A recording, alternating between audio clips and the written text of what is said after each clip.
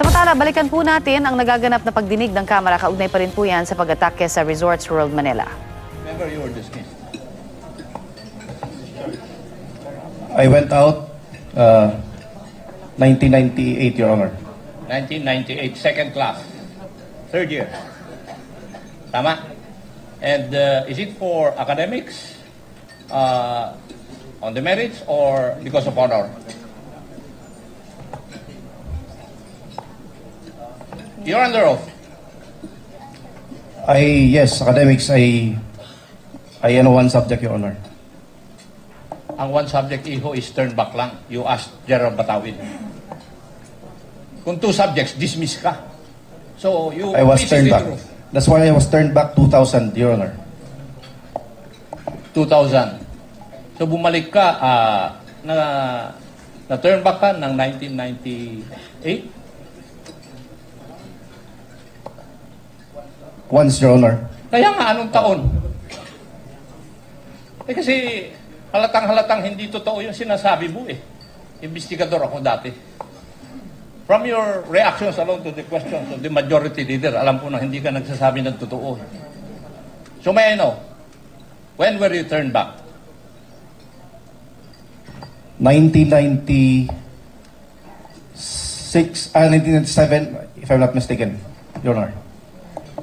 For academics? Yes. Or for what?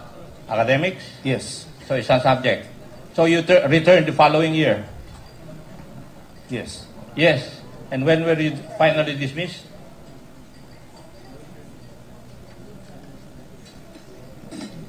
(1996-97), Your Honor. Iho, isulat mo yung years. Sige. Nalilito ka, iho eh. Isulat mo. Pumasok ka ng 1995, second year ka 1996, di ba? Isulat mo. Kasi, you know, ito, ikaw security officer, buhay ang nakasalalay sa iyo. Di ba? So, Yes, Your Honor. when did you finally get out of the academy? 1998, Your Honor, if I'm not mistaken. Because I got turned back, and then I went back, and then I joined again. I joined class 2000, and then I went out in 1998. What month in the year 2000? I joined PMA class 2000, Your Honor. In your But I went out of the academy 1998. 1998, after which you went where? I worked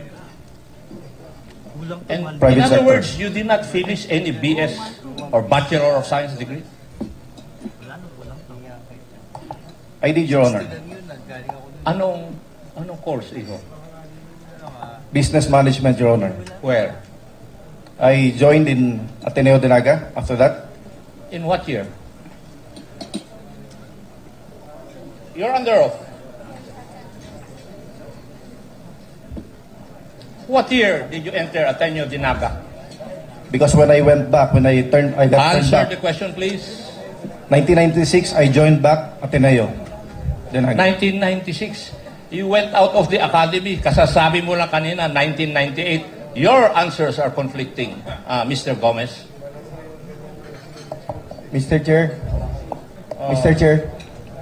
Yung katabi niyang babae, kino-coach niya eh. We are questioning about the qualifications eh. And are you the counsel for Gomez?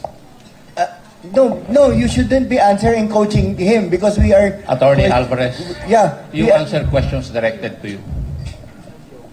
You're not the lawyer for Mr. Gomez. And lawyers are not allowed to speak here.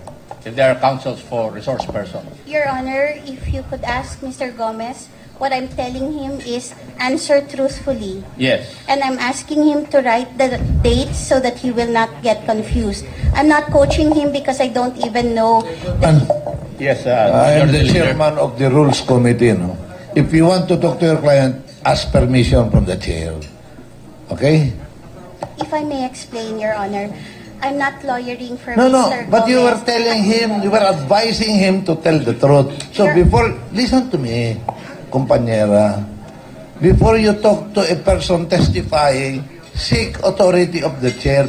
Precisely, you were mistaken to be coaching because you were whispering to him while he was being asked point blank by the chairman. So you would say, sir, may I advise him to tell the truth? But you cannot talk to him directly, okay? I apologize, Your Yes, Honor. ma'am. Yeah. Proceed, Mr. Gomez. Answer the questions directly and truthfully. If you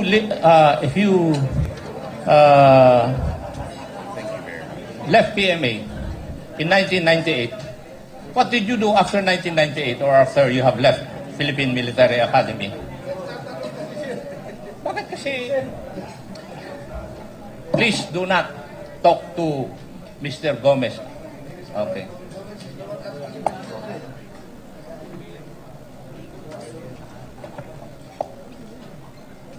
In my early years, Your Honor, No, after 1998, what did you do? I when just you want were- I just want to share. This is quite personal already. No. Kindly answer my questions. I What did you do after 1998 upon dismissal?